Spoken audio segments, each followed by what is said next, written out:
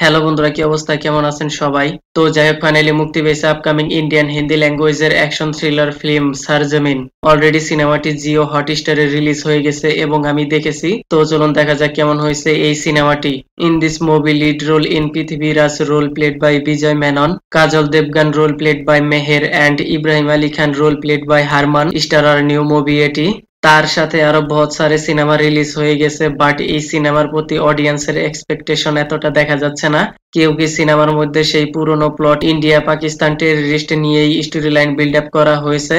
আপনারও এমনটাই ফিল হতে পারে, কিন্তু না ভাই, পাকিস্তানওয়ালা কোনো কিছুই দেখতে পাওয়া যায়নি।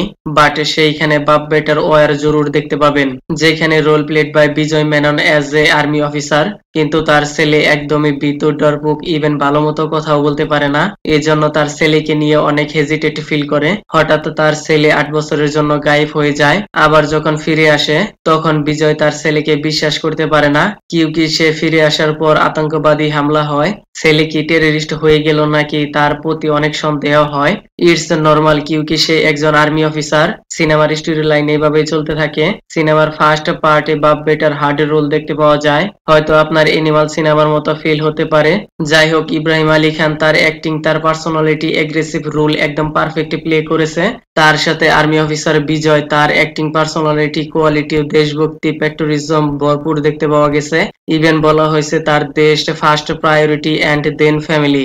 এই ডায়লগকে ট্রিগার করে তার ছেলেকে ধ্বংসের পথে নিয়ে যায়। বাই দ্য ওয়ে, সেকেন্ড পার্টে যখন শুরু হয় একের পর এক টুইস্ট অ্যান্ড টার্নস দেখতে পাওয়া যায়, যা আপনি চিন্তাই করতে পারবেন না কি হতে চলেছে সিনেমার স্টোরি লাইনে। হ্যাঁ, প্রত্যেক অ্যাক্টরের সাথে কাজলেরও মোস্ট পোটেনশিয়াল রয়েছে সিনেমার মধ্যে। She not to be a good mother, তারও একটা সিক্রেট রোল রয়েছে, যা সিনেমা দেখলে বুঝতে পারবেন। সিনেমার ফার্স্ট পার্টের থেকে এর সেকেন্ড পার্টে বেশি এঙ্গেজিং লেগেছে, কিউকি সেইখানে ভরপুর টুইস্ট দেখতে পাওয়া গেছে। তাছাড়া সিনেমার মধ্যে বেকার কোনো পাকিস্তান ওয়ালা ড্রামা সিন নেই, ইভেন সঙ্গও নেই। পয়েন্ট টু পয়েন্টের সাথে স্ক্রিন প্লে করা হয়েছে। কিছু কিছু ফ্লস রয়েছে, যেমন শুরুতে ব্লাস্ট সিনে অনেক আর্মি শহীদ হয়ে যায়, লেকিন বিজয় মেনন মেডেল পেয়ে যায়। এইসব বাদ দেন, এন্টারটেনমেন্ট ওয়েতে সবকিছু ঠিকঠাকই লেগেছে। তো যাই হোক, আমি আর কিছু বলবো না, বাকিটা আপনারা সিনেমায় দেখে নিয়েন। একদম ফ্যামিলি এন্টারটেনমেন্ট, দেশপ্রেম basis content. Kindly subscribe my channel. Okay then, ভিডিওটি কেমন লেগেছে আপনার? ধন্যবাদ, দেখা হবে পরের ভিডিওতে।